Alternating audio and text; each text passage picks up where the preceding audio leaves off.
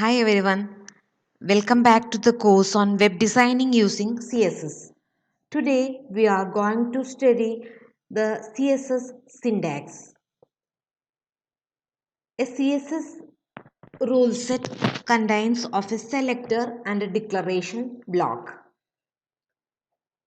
This is the selector and this is the declaration block.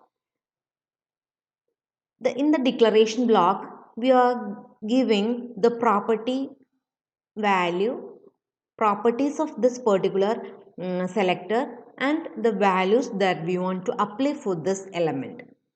This is the symbol structure of the CSS syntax. We can give multiple properties value pair. The selector points to the HTML element you want to style.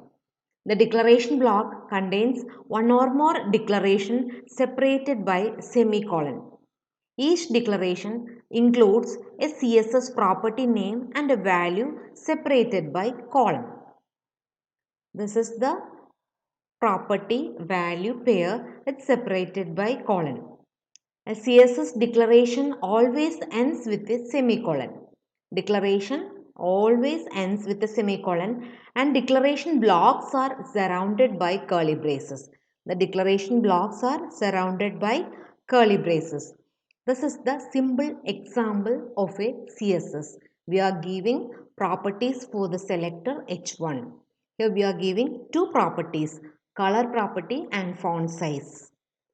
For this color, we are giving the value blue. It's separated by the colon. The multiple properties are separated by semicolon.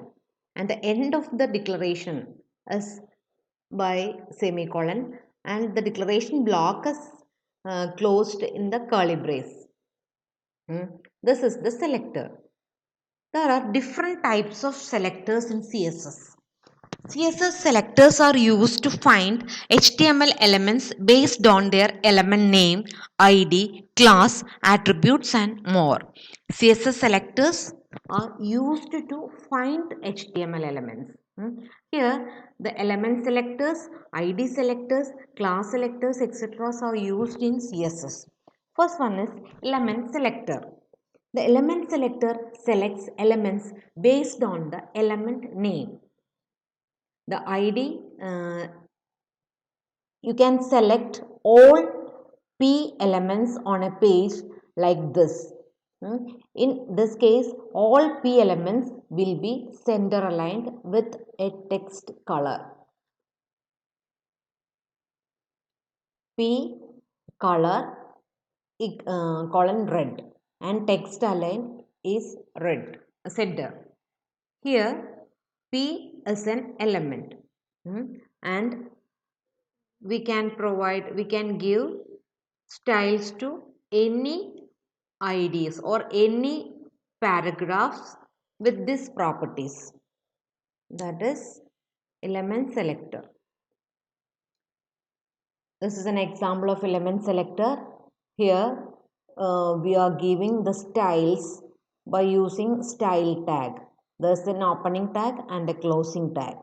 We are giving the style for this P element. P text align is equal to center and color equal to red. Here we are using this P tag P. Here this attributes or this properties are applicable to this paragraph. This P tags, that is element selector. Next is ID selector. The ID selector uses the ID attributes of the HTML element to select a specific element. The ID of an element should be unique within a page. So, the ID selector is used to select one unique element. To select an element with a specific ID, write a hash character followed by the ID of the element. The style rule below will applies to the HTML element with ID equal to para 1. Okay. Here we are declaring a variable. we are giving an id here. Para 1 is an id. With that id, we are giving text align is equal to sender and color equal to red. These are the two styles that we are going to apply for this para id. And here we are using p id is equal to para, then hello world. Another paragraph is here p. This paragraph is not affected by style. In this, the style is applicable only for the id para. That's why this paragraph will not affect by this style, that is id attribute or id selector. Next is class selector. Class selector elements. Class selector selects elements with a specific class attribute. To select elements with a specific class, write a dot operator followed by the name of the class. This is an example for class selector dot sender. Then text align is equal to sender and color is equal to red. Here this is a class selector. And here we are giving this in the program, and dot sender, this is the class selector, and here we are using h1 class is equal to sender, p class is equal to sender. This h1 and p are in the class sender. That's why this style can be used for h1 p and whatever elements can be used with this class. That is class selector. Okay, and next property or next usage is grouping selectors. Now we are studied id selector, element selector and class selector. We can also combine different types of selectors. That here h1, h1 text align sender, color equal to red, and h2 text align sender and color equal to red, and p text align sender and text align color equal to red. We have different elements h1, h2 and p, but all these elements have the same style.